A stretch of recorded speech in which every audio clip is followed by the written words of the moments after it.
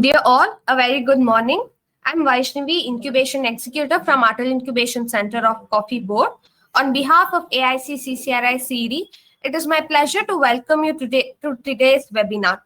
This webinar is hosted by Atal Incubation Center, Central Coffee Research Institute, Center for Entrepreneurship Development, a technology business incubator established at the Coffee Board's head office in Bengaluru, in collaboration with the Central Coffee Research Institute and Atal Innovation Mission. At AIC CCRI CED, we are committed to supporting and nurturing startups in the coffee and allied sectors. We provide access to the state-of-the-art laboratory facilities, structured mentorship, funding opportunities, and strong industry linkages to help innovative ventures scale and succeed. As part of Benovate Coffee Innovation Week 2026, we are organizing today's webinar on intellectual property rights. The objective of this session is to create awareness on the importance of intellectual property protection and to equip startups, innovators, and entrepreneurs with practical knowledge on safeguarding their ideas and innovations. The session will cover IPR fundamentals, relevant legal frameworks, and strategic approaches to intellectual property management with a special focus on startups operating within the coffee innovative ecosystem. The webinar will include an expert-led presentation followed by an interactive Q&A session to address participant queries. To deliver this webinar, we have with us today Mr. Praveen Vijapur, Associate IP Pro Services India LLP, and Mrs. Priyadarshini S., Leader Patent Services IP Pro Services India LLP. Mr. Praveen, a seasoned intellectual property professional with extensive experience in patent, trademarks, copyrights, and IP strategies. He has worked closely with startups, research institutes, and technology-driven enterprises, guiding them in identifying, protecting, and commercializing their intellectual property. His expertise lies in helping innovators align their IP strategy with business and market goals, making intellectual property a valuable asset for growth and competitiveness. Mrs. Priyadarshini, an accomplished IP professional with a strong domain knowledge in intellectual property rights and innovation management, also has hands-on experience in advising startups and entrepreneurs on IP protection, portfolio management, and regulatory compliance. Her practical approach and insights are especially valuable for early-stage ventures looking to safeguard their ideas and navigate the IP ecosystem effectively. We are delighted to have you both as our resource persons with us today and are confident that these insights will provide valuable takeaways to all our participants. Over to you, Praveen, sir. Thank you. I'll be sharing once again. Yes, sir. Okay, sir.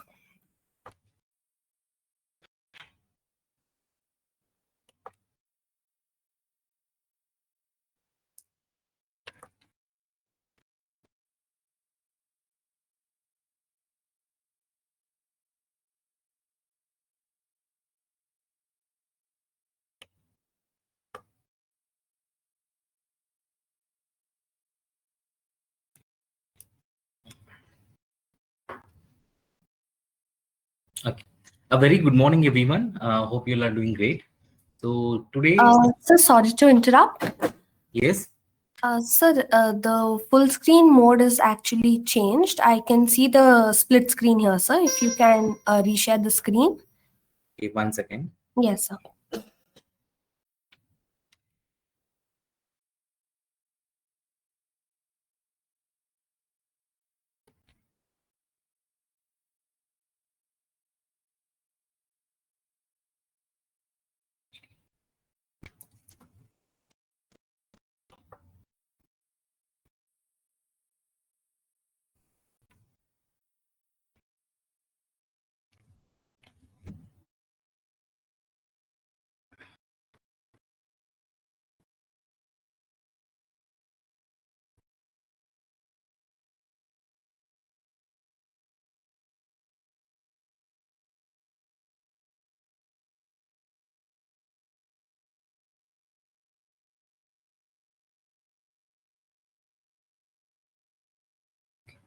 Is it visible now? Yes, sir, but not in the presentation mode, sir. Okay.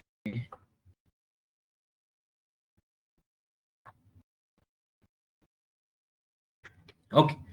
Is it okay?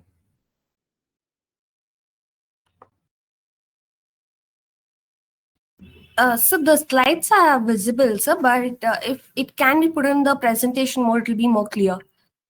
You can go to full screen. You can go to full screen. That's all. Slide is visible. You can go to full screen. That's all. So it is showing a full screen here, but I don't know how it is appearing over there. No issue, sir. We can see the slide without wasting time. We can go ahead, sir. Okay, sir. Okay. Thank you. A very good morning, everyone. Today, myself and my colleague Priyadarshini. So we both will be throwing you a light on intellectual property rights, especially for the startups. So in today's session, we'll understand how the intellectual property is going to strengthen the inventions and build the brand value. Okay. So in today's session, what we have planned in the sense, we have planned this session to be in two phases. In the first phase, we'll be touching upon the basics of the IP, and in the second session, we will be having the question and answer session, where we'll be able to answer all your queries related to the intellectual property initiatives what you have taken so far, and it could be a journey of your invention, where if you're stuck in any process, if any queries related to that, we'll be able to answer that in the second phase. So, okay, let us start with the basic understanding of what is intellectual property. So it's a kind of a legal right, actually. Okay, it is like how you have a property right and other thing. Similarly, this right is given especially for the creation of the mindset.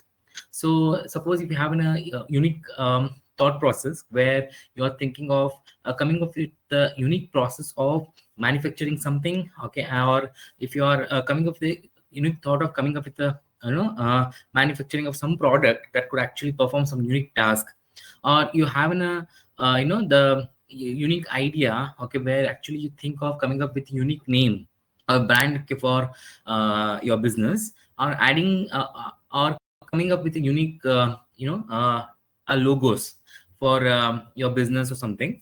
All this sort, and if you have a unique thought of coming up with a unique write-up that is completely different shade your product from something else, then such kind of the creations of a mind could be protected under the intellectual property. So unlike other legal rights, it is also a kind of a legal right. It is exclusively given to the creations of your mind or thought process. So if that is the case, then how the now let us understand how this IP could be different. Okay. So now, for example, as I told you, it is kind of a legal right.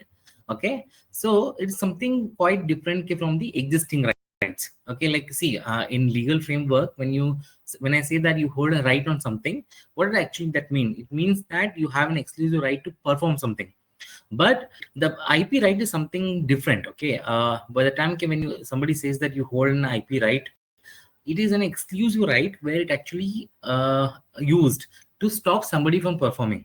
In normal sense, the all legal rights board, they will say that you have a right to perform something, but whereas the IP right is always the opposite. So with this right, you can actually stop somebody from making, using, or the commercializing the assets on which you hold this IP right without your consent. So this actually makes the IP right unique, since it is given to your mindful creations. At the same time, holding this right, you can actually prevent somebody from using it or performing it without your consent. So now, okay, take an example. Okay, in your business, people might have seen, you people might be already working on innovative products, like you have a machinery, or you have like, for example, you consider, okay, you have a unique coffee powder manufacturing process. Okay, now suppose if you are coming up with a unique coffee beverage powder preparation, so that powder what you're manufacturing with unique ingredients, that could get a protection under IP in the patent section. Similarly, once you in order to prepare that powder or something, you will be coming up with a unique machinery. and that machinery also could get a IP protection under patents.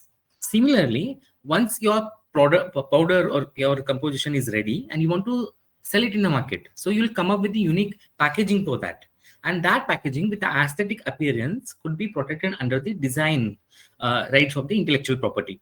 And for now the powder is ready, and then your packaging is also ready, and now you want to sell it in the market with a unique logo. You want to with a unique brand name or a logo for it. So that brand name could take up patent protection. Sorry, it could take an IP protection under the trademarks. Similarly, you can actually give a tagline for the product what you want to sell, okay, along with the brand name. Even that tagline could take a protection under the trademark. And similarly, when you come up with, you can also think of, coming up with the now you have a product, you have a packaging, you have a brand name and value. Now you want to sell it in the market. So before selling it in a market, you will use different approaches. Like for example, you may make use of mascots. So you all know about mascots, right? Hello. Okay, a mascot could be something. You all know about the mascots. Okay, a mascot. Okay, in general, if I need to say, a mascot could be something like what you see in the McDonald's shop. The man who is sitting outside the McDonald's, okay, that could be considered as a mascot. So like that, we have something for the Amul. So Amul has a mascot. They're using these mascots for the unique marketing purpose and even brand as a brand. So these mascots could be taken a protection under the trademarks. So similarly, and also in the long run for your business, the powder or the composition of a coffee product, what you come up with, you want to hold a secret. You don't want to let your thing to be known by public, and you want to protect it for the longer duration of time. So in this longer duration of time, what you can do, you can actually make use of a strong non-disclosure agreements that actually help you to procure or secure the right, okay, on the particular composition or a formulation for a longer time. Like for example, if you can take the Pepsi. So till now, their composition is not known to anyone. So this is mainly they hold a they hold a trade secret on it. So that is one thing. So these are the different types of the intellectual property that could be applied to a product. As in, when you see in the journey. Praveen sir, sorry to Yes. interrupt. The slides are not moving. No, I'm not moving. I'm not changing any slides. I'm stuck in the slide. Okay, sir. Okay. So that is the thing. So you can have a multiple assets. I mean, in an IP framework, okay, there are different rights. Okay, these all different type of rights could be applied to your products to create a specific IP portfolio. So these are the examples what I gave you so far. These are all different types of IP. So when you take your own product, you can actually take a protection for the multiple things in these domains. Okay, now I told you about patents. Okay, I just thrown a light on different types of an IP. Now I told you about patent. Out of all the IP rights, when it comes to a patent, it is considered to be one of the unique right, and it is the strongest right. So why it is strongest? Because it will help you to hold a monopoly, okay, in a market. So it's kind of an intangible asset which you can actually convert into a tangible asset. So a tangible asset. So maybe the patent what you hold on a paper, okay, the right what you hold on a paper, it could actually give you an exclusive right. So using that right, you can actually make the rules, regulations, and then you can actually sell this again a patent kit to your in the market. You can sell it, and also you can actually license it to somebody in order to manufacture it or sell it. So you will be the whole source. Okay, so because of holding this IP, it becomes a very credible asset for a company to actually raise the fund out of it or come and have a commercial benefit out of the patent right. So now this is about the patent. Okay, holding this patent, it will be a game changer for any startup or a company. or it could be a game changer for any individual who has a unique idea and hold this patent right. Because unlike other things, it will give you a commercial benefit. So normally people go see as and when they come up with the research, they actually go for filing a publishing a paper on it. Okay, they'll go for writing a research paper on it. So at the time of filing a research paper, what you can do, you will give up your copyright, okay, to the publisher who is doing it. So end of the day, on your work, somebody else will hold a right. But here, what is happening, since you are owning a patent, okay, it is helping you to, okay, monetize your work, okay, through a licensing or a royalty or through selling. So holding a patent could be a game changer value, since it is actually helping you to raise the fund. It is actually contributing to the the company valuation, you can say. It becomes a financial asset for the a company or a business. Now it's about the patent. How we understood like how it could be a game changer for your a business or a startup. So now, in order to obtain this patent, what are the basic the criteria has to be met. In India, the Indian Patent Office expect you people to have the following criteria to be met before filing the patent. Like for example, they want you to have the novelty on the invention. So what is novelty here? The question arises, novelty. So the novelty refers to till the date you, for example, you are filing a patent today. Suppose when you file a patent today, you should be, till the date you file a patent, like till yesterday, it should not be known to the public, or it should not be known to anyone in the society. Okay, or it should not be disclosed anywhere in the form of an article or in the form of a blog, or it should not be spoken anywhere in the world. In the sense, it should not be in the research papers, it should not be in the existing patent literatures. So when you file it, okay, then after that, if somebody knows it, it will not be an issue. So maintaining the novelty and newness in the invention, it is very important. And similarly, another criteria what the patent office requires is your invention should have the inventive step. Inventive step in the sense, it should have an improvisation or an modification, which could be it should not feel an obvious for the person who is already working in this field to implement. Suppose if you are coming up with the changes, okay, to the existing products in the market, so the change what you are going to make or improvisation what you are going to make, it should not be just simple change. It should be something more creative, and it should be something out of box thinking kind of concept. Like for example, you take you will manufacture a chair. Okay, so since in order to make it new, you will just increase the length of the length or the size of the chair. Okay, so this change could be a minimal change. It is not something which is a game changer one. But at the same time, when you feel that your invention, your chair invention is something unique and it is a very strong enough, and it have a feature where it can be folded and it can be packed in a bag. If something it is like that, then that is something new.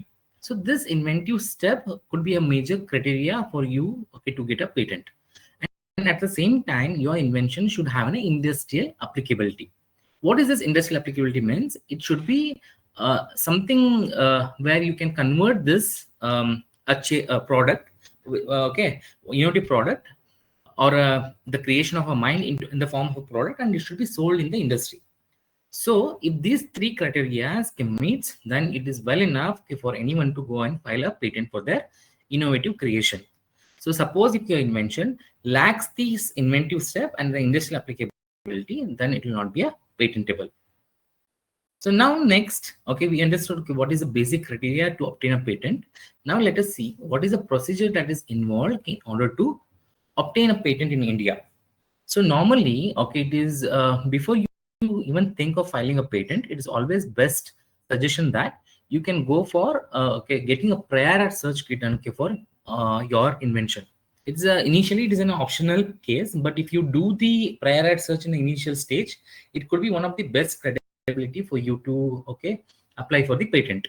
So what actually happens during the prior art search is that in the prior art search, normally what we do in the sense we identify is there any existing art that actually overlaps with the invention what you have created. Okay, and if it is already been there or existing in the research articles or in the patent literatures or in the blogs or in any form of a content, okay, in the industry or in the all over the world. Like see, actually what happens, okay, normal searches you can do. You can normally Google or search for the content, okay, and get a review or identify the existing art. But most of the time what happens, okay, when it comes to a patents, this patent database is not that easily available to the public. So most of the time you need an expert, okay, help in order to do this search, so that they will identify the existing arts that actually the correlate your invention with the existing arts. So this is one of the important thing. Similarly, you need to have you need to draft a patent specification. So most of the time what happens, okay, you have the content with you, idea with you, so you want to file a patent, but idea is still in an ideal stage. You need a time, you feel that you need a time to work over it. So if this is the case, then you can actually record your idea in initial stage through a provisional application and procure a date for your invention. So after that, the 12 months timeline will be given for you, where you can actually work on improvisation of the idea and then obtain a patent on it. So similarly, at the same, if you feel that your invention is complete and you no need to work further on that, you can actually go for finding a complete specification. See, that is one thing. And as already I told you, there's a publication criteria is there. Before you file a patent, your invention should not be published anywhere. This is a basic criteria and it's very important criteria what the patent office looks. But at the same time, okay, there's also an option, okay, without your consent, if somebody has published, wrongfully obtained the invention from you, and they have published that application in any journal or in any form of content in a public domain, then still you can actually, there's a provision in a patent act where you can actually bring to the patent office with all the evidences that this invention has actually taken from you without your consent and it is published. At the time of filing the application, you were unaware of it. So this criteria could actually help you to the application which is published without your consent will not be anticipating you from getting a patent. Okay, there's also an option. Okay, suppose if you are actually applied for the some research grant, okay, from the central government, and you have disclosed your invention to a central government at any time before filing the application. If you have made any such communication with the government body, even that will also be not considered as an anticipation or a publication. Okay, and publication for you to get the thing. And similarly, okay, sometimes what happens, okay, sometimes what happens in the sense, like you will be presenting your applications in the government based exhibitions. So if you publicize your work over there, or in a like-minded society, you will be publishing about your research. Even that kind of work also can be taken to the patent filing, but provided you'll be given a grace period of 12 months. So where you have to explain the patent office that where you have published it, okay, and in order to at the time of publishing, it was in the exhibition where you have published, it was already mentioned in the official gazette of the government. And if you have done such kind of publications, that won't actually hamper or anticipate you from getting a patent. Okay, this is about the publication which I wanted to tell you. Okay, now about the drafting. Once your draft is complete, what you can do, you can go and file or record a patent in a patent office. You can do it either by online mode or through an offline mode. Okay, and also at the also you can file, once you file it in India, you'll be given a 6 weeks of a time where you can actually utilize that time. After filing in India, after 6 months, you can 6 weeks, you can file that application abroad. Either you can abroad, anywhere. So once you file the application over here, it will get published, and after the publication, you can make a request for examination. And this request for examination, it is not mandatory that you have to do it after the publication. You can do at the time of filing the application also.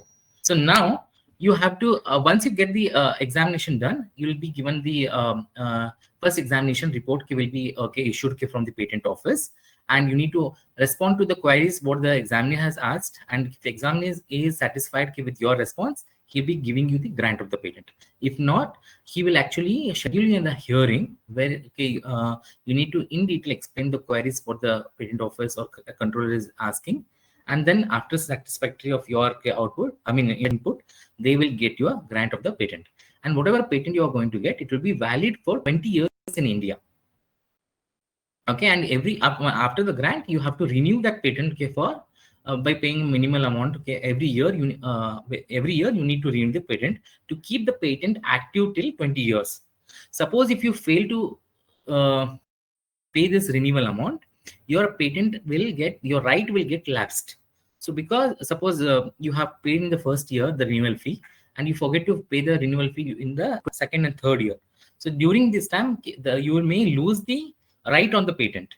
At that time, what happens if somebody makes use of the invention without your consent, you will not be able to stop that person.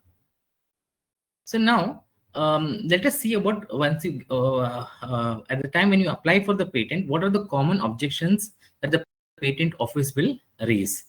Okay, the very initial what we have seen in our practice is that normally the one of the common objection what the patent office raises is the novelty issue. They feel that your invention is obvious or already it's already existing. They may come up with the query saying that what is new in the invention. So you need to be carefully addressing this. And similarly, other objection what they come over is obviousness issue. In the obviousness issue, what they point out is that already the existing art is there. Combination of that, you might have actually come up with this invention. What is something new in that? Then in order to overcome this obviousness objection, you should be at the time of drafting of the application, what you should do in the sense, you should mention what are the existing inventions and what is the percentage of efficiency it is giving. So for example, if it is giving 25% of the efficiency, the invention what you have proposed with the improvisation, it is giving rise to a 30% of efficiency. So this could actually help you in overcoming the objection of the obviousness or the inventive step. And apart from that, the another common objection commonly seen is that non-patentability subject matter in the examination. So what is this non-patentability subject matter talks about is, see, in India, there's a restriction on getting a patent protection for some types of inventions. Like for example, that invention is contrary to the well-established natural law. And suppose that invention is something immoral, or it actually creates a harm to the society or a public order.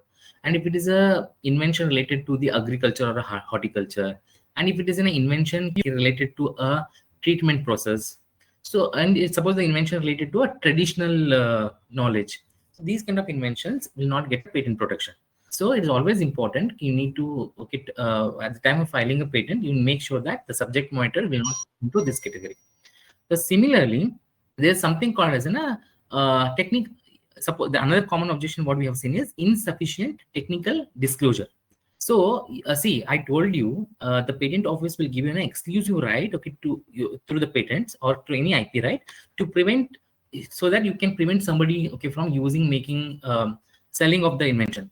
But at the same time, the patent office accept you to provide the complete details of your invention and how it is being performed.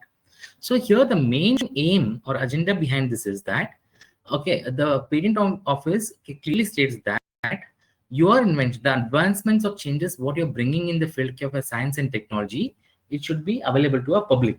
So because of that, they want you to provide this information. So similarly, the another objection what commonly seen is that the claims what you write, it is not supported by the specification. See, actually what happens when you draft the patent application, you should be making sure that, suppose if you have come up with the unique patented process, so the process will have some 10 steps. Out of those 10 steps, the very 2 will be very unique and innovative. You have to make sure that you are writing or drafting the claims over that part. So you should not miss out the inventive part and claim on the remaining steps of the invention. So that the writing a claim that actually supports the specification and inventiveness is very important. So when you go for proper drafting and then providing a technical justification, that will mainly help you to overcome these objections. So now let us see, okay, some of the examples, okay, where, okay, this is especially related to a coffee process, okay, where Nestlé has filed some of the some of the patents in India, and out of that I have actually quoting here 2 examples. So yeah, so the one application what they filed in 2016 is about coffee beverage composition and method for producing it. So here, okay, this patent application especially talks about the process of making a coffee beverage, the formula, and what they're trying to propose here is that they are coming up with the unique ingredients, okay, that are actually mixed while preparing the coffee powder. So that what happens once you make when you prepare coffee, it won't loses its aroma, taste, and the proper poor texture not be there. So actually, compared to the regular coffee making process, okay, beverage making process, after preparing a coffee, it may actually lose out the actual aroma. Okay, so because of that, it's important for you see the unique the composition and process what they have brought here, that is actually making the there's one chat here. Once again, I'm pausing here. One second.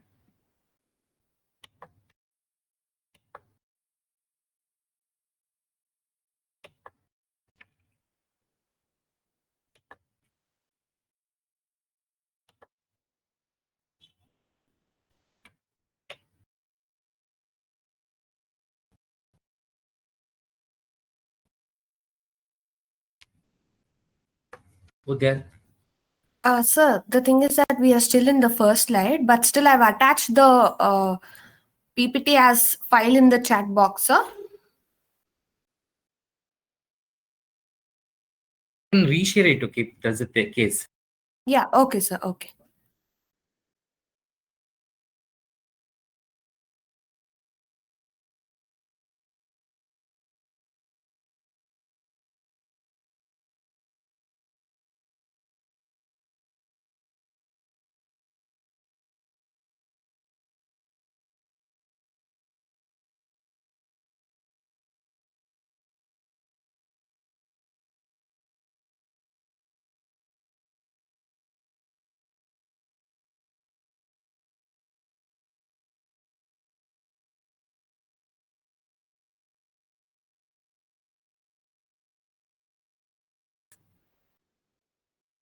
Now can you see the slides are moving now? Yes, sir. Okay, thank you. Okay, so we were talking about the case studies here. Okay, recently the Nestlé has filed several patent applications in India. So out of that, I have picked up 2 things. Just to say that how even a unique process of manufacturing a coffee beverage could also get the patent protection in India. So provided that you have to show what is unique in coming with the approach. See, like earlier, there was like a normal process of making a coffee beverage. So at the time of doing, okay, due to the overheating and other thing, there are issues like loss of aroma, uneven taste, poor texture, and short shelf life. But the unique way what they have come up is that they have brought the unique ingredients and they added them while processing the coffee powder. So this could actually retain the original taste, okay, or even the aroma and the texture of the coffee beverage when it is prepared. So this actually tells us, okay, even with the composition and along with the unique process of preparing the coffee beverage with the ingredients could actually help you in getting a patent. So similarly, there is another example where the roasted coffee processing and the container invention. So here, okay, normally what happened after it is related to a container that actually stores the roasted coffee beans. So where normal storing process, there might be any issues where like the exposure to the air, moisture, and other things may lose the quality of the coffee which has been roasted. So now they have come up with a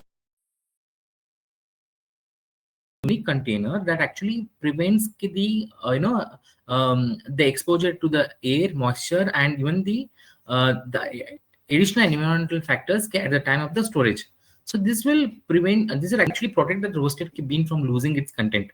So the technical process of storage along with the product, okay, this will also be a criteria for innovative concept, okay, for you to obtain a invention, I mean to obtain a patent on it.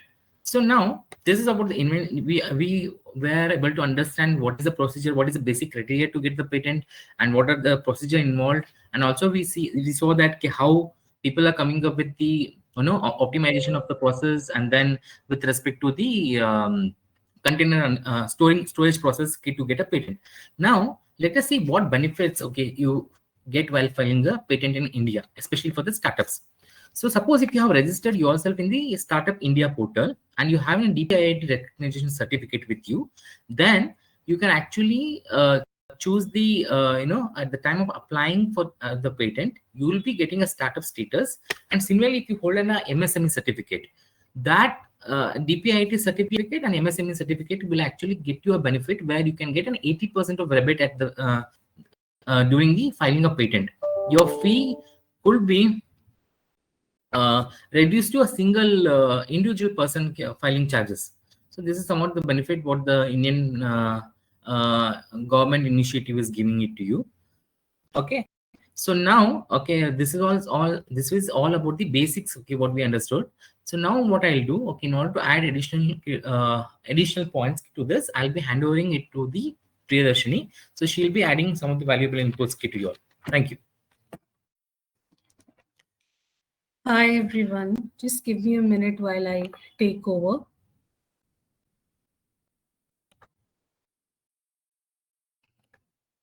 I'm going to stop sharing the screen and I will share my video.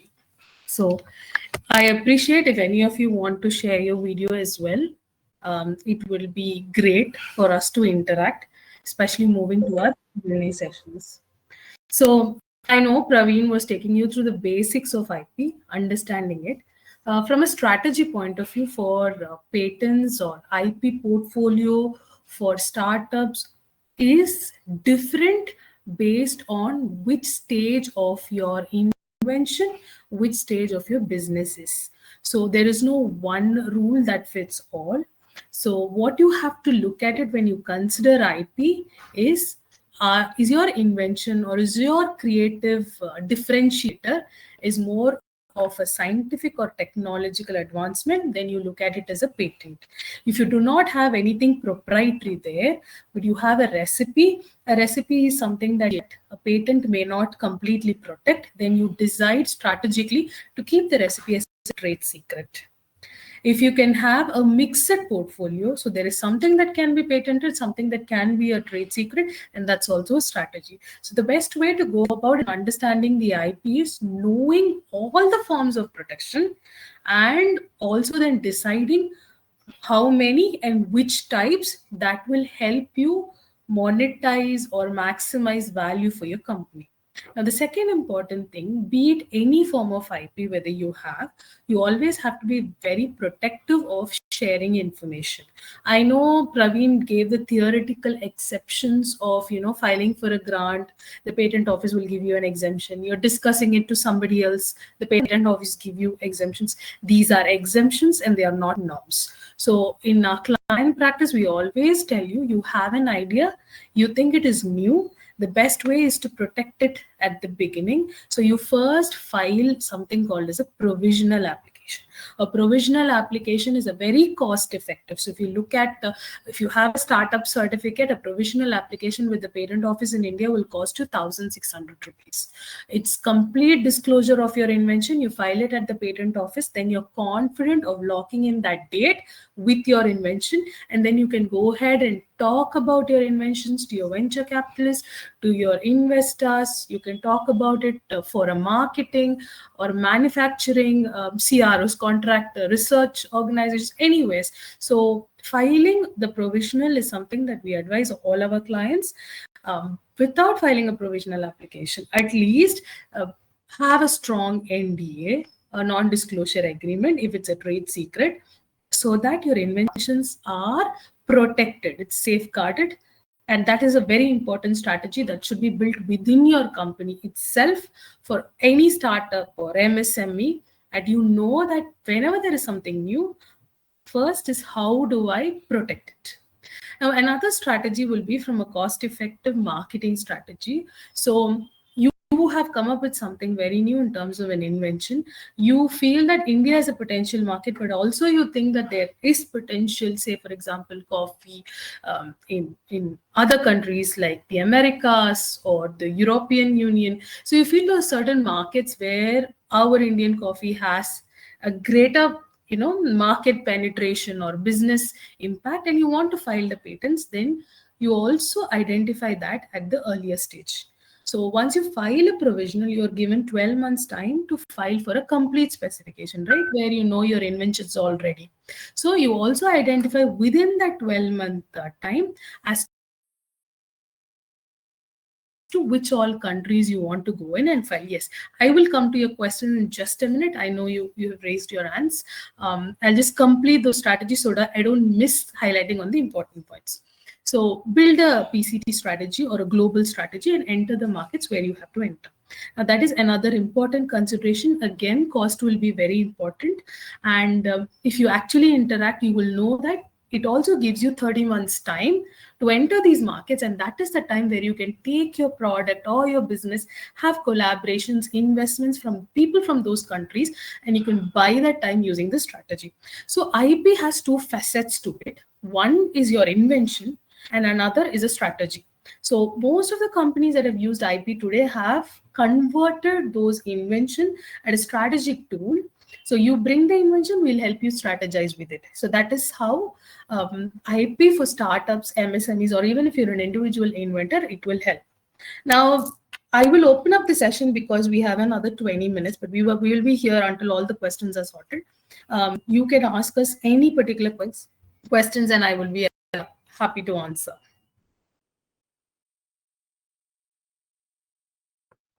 Yeah, is there a way we can unmute?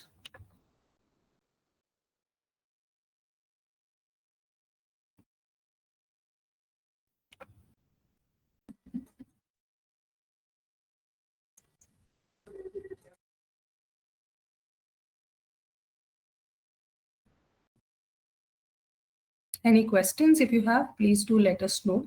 We've tried to cover as much as basics of IP. Vaishnavi, can you unmute the audience? Sir, if anybody raises their hand, then yes, sir, I shall unmute them. Already there's someone who has actually raised the hand. Okay, I don't see any hands raised. So, dear participants, kindly raise your hands if you have any questions, or please feel free to unmute and ask directly.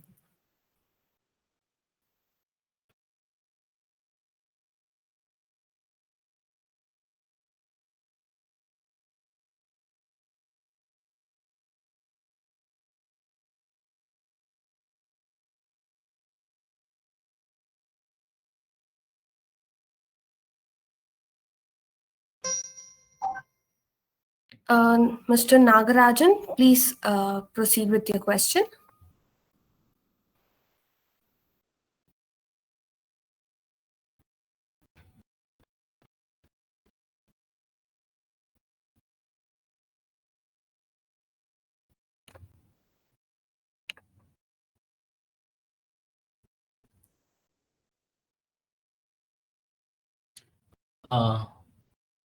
Nagarajan, I have sent a request to unmute, but in case if you have problems on muting and unmute, you just type the question in the chat box. I would be happy to answer them too.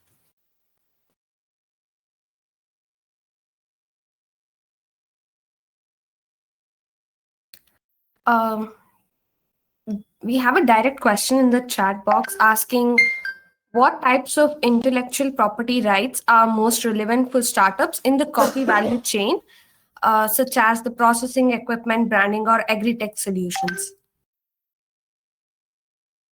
So in the agri-tech or the coffee value chains, the most important, again, any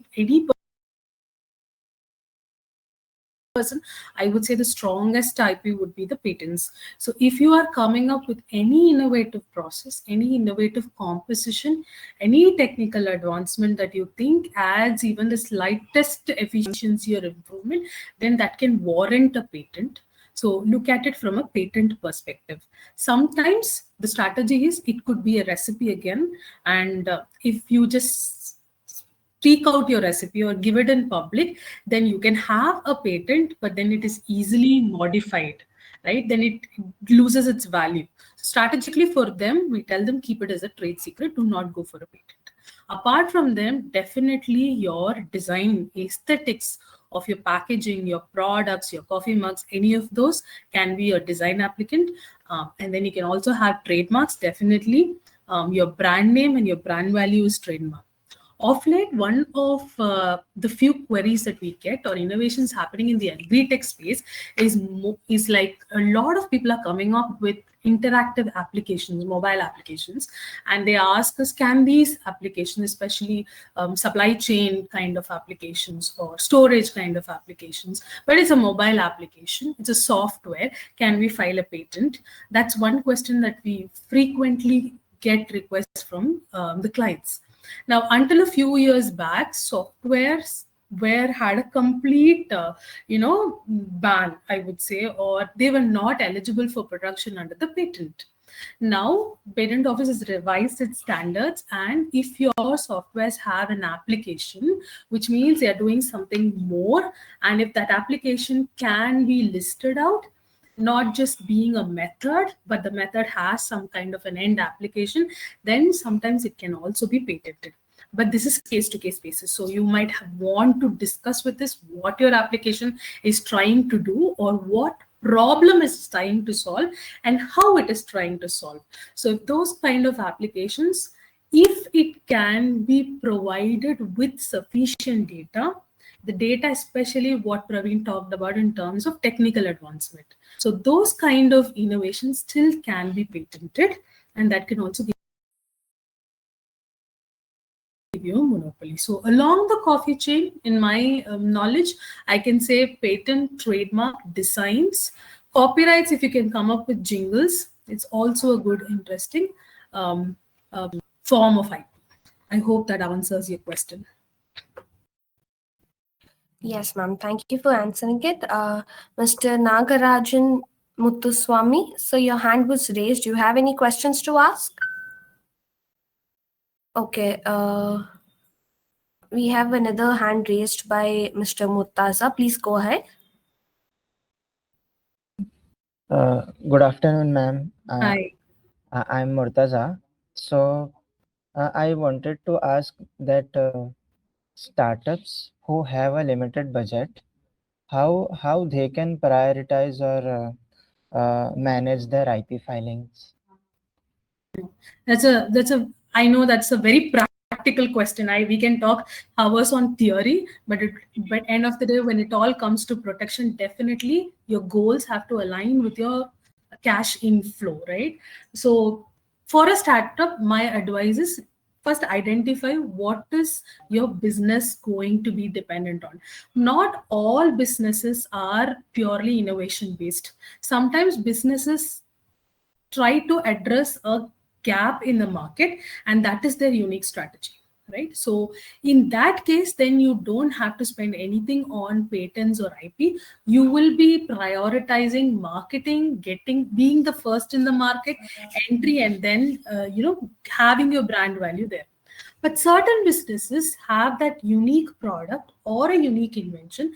That is what is going to drive the value of the company for the next 10 years or 20 years. So in that case, because your USP, right, unique selling point is your IP, then you prioritize your IP over your marketing. So first step has to be, let me file the first application. So usually we work with clients around a period of 1 to 5 years. In that journey, the first time is we file a provisional application. We tell them, now you have 12 months time. Now this 12 months time can be used to, one, improve your innovation in terms of the technicality, but also you will have manufacturing issues. Now you will, theoretically it is there, but there are manufacturing challenges where you have to now redesign or make it compact or make the parts workable. So you spend that 12 months time to see whether you were able to convert this inventive idea into an actual product in the market. Now that 12 months time, for your initial spend will be only on the provisional application, which is a minuscule, right? Now the 12 months you have used to see the tangible product. Now you know your product is important. Then you spend some more additional money on the complete specification.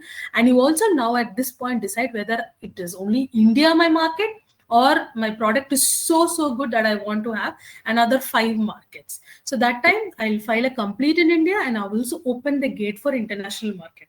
When I open the gate by filing a PCT, it will give me another 20 plus months.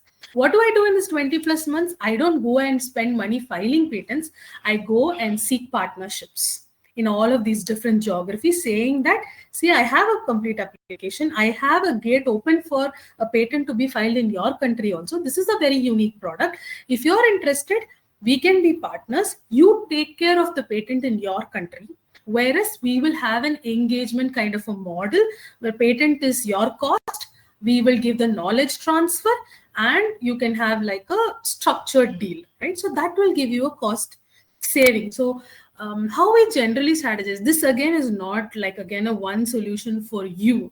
This is a common solution that we give, but different needs, different type of products will want different type of strategies. Like in the pharma sector, we will have regulatory. If you're even doing nutraceuticals, coffee-based nutraceutical, have regulatory. If it is coffee-based cosmetic, there is another problem with approvals that will come. Can it be sold directly? So the strategy is to discuss what are your weaknesses and what are your strengths, and how to design an IP policy, right? So cost effectively stretch it to the maximum available legal limit. You don't have to focus and put all your funds in the initial basket. So split or stepwise approach is what is the best strategy. I hope that helps. But like if you have further questions specific, you can always reach out to us as well. I'll be happy to guide you. There is no. Yes, ma'am. Thank you for answering that. Also, ma'am, we have a question in the chat box by Dr. Kiran. His question is, can formulations be patented? For example, suppose he develops a formulation by integrating several chemicals in varying compositions. Although he has not yet tested it physically, each chemical included has documented properties supported by scientific literature. Based on these references, the formulation is expected to act as a pesticide capable of controlling the target pest. How can such innovation be protected? Interesting. So the answer to the question is yes, formulations can be protected. There's only one caveat to it, right? Now, your formulation that you're having should have multiple constituents, right? So when this constituents you're adding, say you're picking up A, B, C, and D, and A does the role of say function 1, and B does the function 2, and C function 3, and so the like. So you're just doing an admixture of A, B, C, and D, and then you're saying it does the same 4 functions, then there's no innovation to it. But rather, if you're able to come up with this formulation where all of them together does all the 4 functions better, or they are doing a brand new function, which in the prior literature references did not even talk about. Now they were all used in some other purposes, but suddenly you found that this 4 combination is the great pesticide. Or even if it was used as a pesticide, you're adding one new composition 5, and that has increased the efficiency of being the pesticide by 20%, 10%. Then this is a new formulation, and this is definitely patentable. One other important issue with formulation is, I know we always have to support this formulation with data. Theoretically, the existing literature will show you 4 directions, but when you file a patent with the combination, you say independently A has 10% efficiency, B has 20%, C has 30%, but A plus B plus C plus D, or the synergy of that is say 75%, then that is a new composition in itself, because they are interacting and they're doing something else. So that new formulation can definitely be patentable.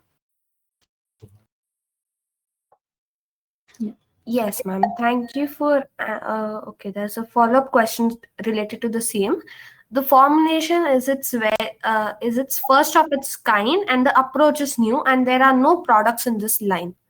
Absolutely, that's all we want, right? So there are no products in this line. The formulation is first of its kind, and the approach is no. So you have to tell us what the formulation is.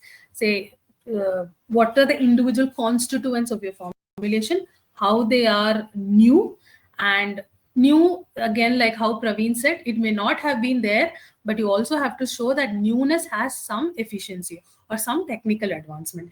If you are able to give that data support to it, then absolutely yours is a patented. Sure shot, you can get the patent. Yes, ma'am. Thank you. We have another question. We have a question by Ms. Sudha asking that if it is applicable to coffee brewing in terms of formulation. Absolutely. So the coffee brewing also has formulation, right? So in like in pharma or pesticide, agricultural related formulations, there are some kind of ingredients that go, which is typical or traditional or conventional. Now, if you're going to come up with an additional way or a different way of doing it, and if it enhances the quality or characteristic of your formulation, then we will still call it as a new formulation. Because coffee formulations are different from a pharmaceutical or an agricultural formulation, if you want to specifically have something in mind that you want to discuss, you just reach out to us, and then we will definitely able to tell you whether that particular formulation is patentable or not. Yes, ma'am. Thank you. We have a hand raised by Himalay's Agro Commodities. So please feel free to unmute and ask your question. Good afternoon, ma'am. Good afternoon. Ma'am, actually, we are already into doing a lot of bit with specialty coffee, ma'am. Ma'am, just one thing, ma'am. Like, could I just have an explanation? Again, I understood, but like I think I'm not understood fully about the DPIIT certification, because I'm just going for the registration now. As per the provisional certificate application, ma'am. Okay. So DPIIT registration, you go into and upload in the Startup India scheme, and once you just file in all the details, it's a simple procedure. I believe that they give you a startup certificate. Yes, right? That's the only certificate you need. And with that certificate, while you're applying your IPR, like a patent or anything, there are different categories. So Indian Patent Office has different pricing for an individual, or for a big other, or be if you are corporate plus this. So if you are a startup, then you will be given an 80% rebate, which means your cost will be considered to an individual, which means you can file a provisional with this 1,600 rupees. Thank you, ma'am. That's the cost. Yes, ma'am. One more question, ma'am. Ma'am, like we already have been small time sort of exporters to even to other countries over. With our identified small batch importers, ma'am. Ma'am, like I'm very new to what is IP. So one question, ma'am. The IP just as applied, if granted, so will it apply for the foreign countries too, ma'am? No. So IP is very jurisdictional. If you want the rights in India, then you have to get it in India. But if your product is something that can be exported to another country and you want to protect it, we also have to file another patent in that foreign country. Ma'am, another question, ma'am. Sorry, ma'am. Sure, please go ahead. The cost of ma'am, like suppose if I am to do like IP for my logo design and like content tagline, ma'am, will that come under one segment, or is it going to be different, ma'am? So the logo taglines are all under the trademarks. Now trademarks operate in different ways. So sometimes the broadest is a word mark. word mark is say Microsoft, but Microsoft can be in, if you see the way font and the colors, or Microsoft as Microsoft written in black and white, or Microsoft as a red color. They have protected the word mark itself.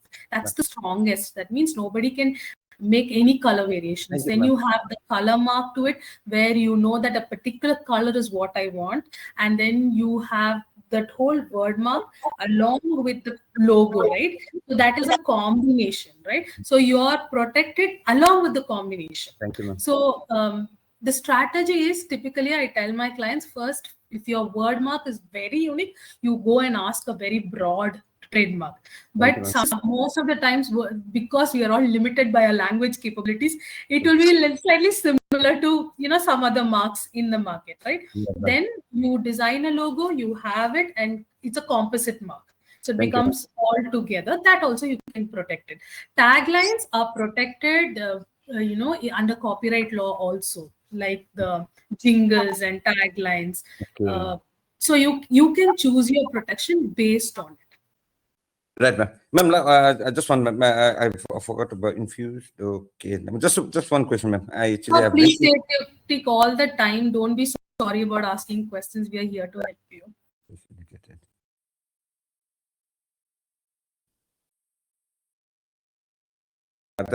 Actually, ma'am, like I'll put that in the chat box, ma'am. I don't want to take your time, ma'am. Thank you so much, ma'am. Sure. Thank Thank you you. so much. Thank you, ma'am. Yes, thank you, sir. So we have another hand raised by Nagarajan Muthuswamy. Sir, if you have a question, please unmute and ask. If not, any technical issues, kindly type it out in the chat box. Okay, got that. Mascot. Dami ba? Sab bujhe. Modified.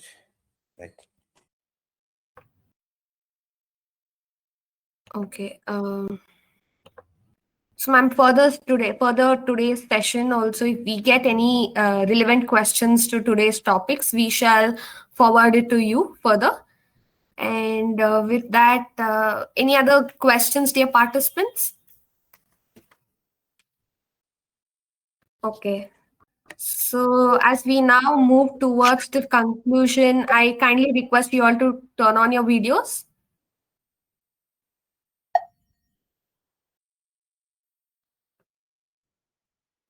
I think we got a question. Huh? Yes, it's by Ms.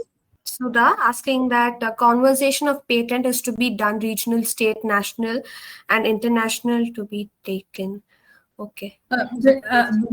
I'm not sure I understood the word conversation of a patent, but generally I understand the question. So the question is, patents are filed jurisdictions. Mean India is considered as one jurisdiction, but there are operationally 4 different patent offices for the 4 zones. So from South India, we just file the applications in Chennai patent office, but that's an operational purpose. You get a patent granted in Chennai, it is still applicable to the entire geography of India. And a subsequent patent originating from India, you have to file it in every other country. So international is only a gateway. It's like a post box. After India, you go to a post box and you say, I'm going to go to the international countries, so please reserve my spot. There is nothing called as a single international patent. Okay, thank you for answering that, ma'am. Dear participants, as we are running short of time, if you have any further questions, kindly drop an email to us. And with that, now I shall proceed for the conclusion of today's webinar. A very good afternoon, everyone. We extend our heartfelt thanks to Mr. Praveen V and Mrs. Priyadarshini S from the team of IP Pro Services India LLP. Thank you on behalf of Atal Incubation Center. We appreciate your expertise on the topic intellectual property rights, and also your valuable contributions are greatly appreciated, and we look forward to future collaborations. A special thanks to all the participants for your active engagement and insightful questions. Thank you all. Have a good day. Thank you all the very best for your journeys. Thank you. Thank you. Thank you, ma'am. Yes.